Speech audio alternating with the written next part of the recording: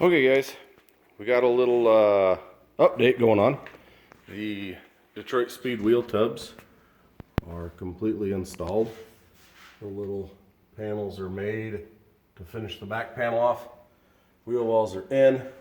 I didn't really do a instructional video or anything. I'm not really into that stuff too much, but their instructions are pretty dang good at explaining exactly what to do. While I was in here, I did a couple spots of extra grinding on some other welds that I did a long time ago when I did the trunk drop-offs and quarter panels years ago. But the wheel tubs themselves are done. We are going to move on to the next step of the project, which would be accident damage.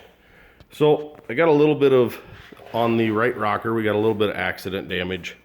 When we had it up on the frame machine, we did pull this down. I think I covered that. The fact that we did that in another video, but we pulled this down as much as you can pull and it just starts to tear metal. So actually, I need to grind some of these welds off. Got it pulled fairly decent.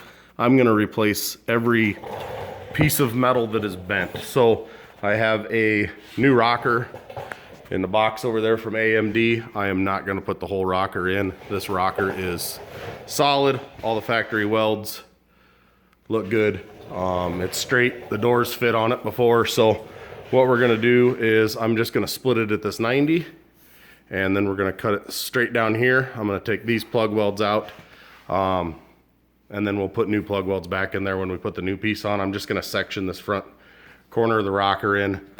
I feel pretty confident in it. It's not rusty, nothing's rusty or anything like that. So it's not really gonna affect anything the way anything fits. That's why we're gonna do it just fine on the rotisserie.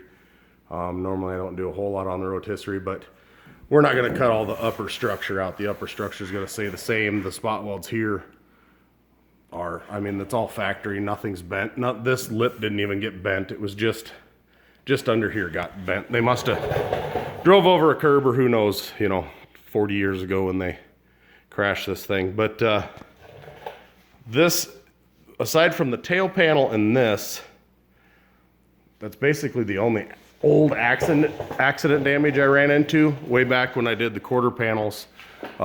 This was all pushed in and I did have to straighten this jam just a little bit, but nothing was buckled. It was just back a little, so I pulled it forward.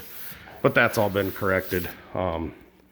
There's no buckling anywhere in anything, so I don't see a problem with just putting a small section in.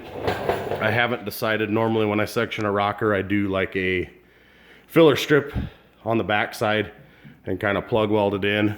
I may do that. I may do a filler strip here and I may bend a 90 and do a filler strip here and plug weld it. But to be honest with you, I don't think strength's gonna be a problem. This car will have a full 10-point roll cage put into it, and I will build tubular subframe connectors, stuff like that for it. I had these subframe connectors in it. They are, I believe, Competition Engineering's bolt-in subframe connectors. They worked awesome. They worked, there was absolutely nothing wrong with how they worked. The only thing I don't like is how far they hang down. And I know why they do it, so you're not getting into floor braces or any of that stuff. I'm gonna try to do a tube, just because I think a tube is less noticeable than a square piece of metal. And theirs came back and just deadheaded right here. I wanna bring it back and then kind of slope the tube into it and make it look more presentable. I don't know, that's just my opinion on it. I'm building the car for me, my way. I've had the car over 10 years, so clearly it's not going anywhere. I'm just gonna drive it, and if the next guy doesn't like it after I'm dead and gone, he can do whatever he wants. Thanks for watching. Bye.